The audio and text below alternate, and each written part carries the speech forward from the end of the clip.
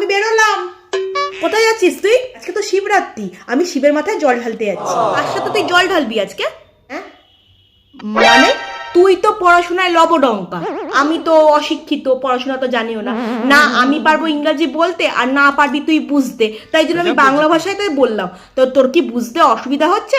অন্য কোনো ভাষায় বলবো? হ্যাঁ আরে মা, বন্ধুর বাড়ি যাচ্ছি, বন্ধুর বাড়ি। বলছি শিবের মাথায় জল ঢেলে তারপরে কি খাবি তুই? সে বন্ধুদের বাড়ি আমি খেয়ে নেবো, রাতে ওখানে সব ব্যবস্থা করা আছে। তুই শিবের মাথায় জল ঢালার পর ওই নিরীহ প্রাণীর ঠ্যাং চেবাবি? না না, তোমার কি মাথা পাতা খারাপ নাকি? আমার মাথায় বুদ্ধি নেই যে আমি শিবের মাথায় জল ঢেলে এসে আবার ওইসব খাবো? আরে ওখানে সাবু টাবু আছে, ওইসব খেয়ে নেবো।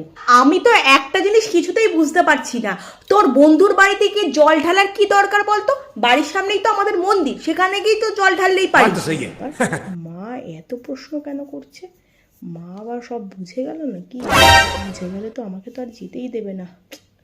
আচ্ছা মা, তুমি এমন কেন করছো বলো তো? আমরা বন্ধুরা কবে থেকে প্ল্যান করে রেখেছি যে আমরা একসাথে শিবের মাথায় জল ঢালবো, তাই জন্যই আমার দেরি হয়ে যাচ্ছে, আর তার মধ্যে তুমি প্রশ্নের পর প্রশ্ন করেই যাচ্ছ, ভাল লাগছে না আমার আর। তোরা কি ভেবেছিস তোদের মাগুলো বোকা, কিছু বোঝে না, মাথায় কোনো ঘটে বুদ্ধি শুদ্ধি নেই? হ্যাঁ তোরা বন্ধুরা মিলে প্ল্যান করেছিস আজকে শিবরাত্রি, কি প্ল্যান করতে পারিস সেই বুদ্ধি আমাদের নেই? হ্যাঁ তুই জানিস শিব ঠাকুর কিন্তু ইসেও খেয়েছিল, তোর বিষ খেয়েছিল, আর সেটা হজমও করেছিল।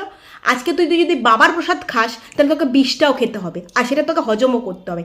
সেটা বরং যদি না চাস তুই ঘর থেকে আজকে বেরিয়ে দেখ মারা। আজকে সে বলে বাবা বাঁচাও।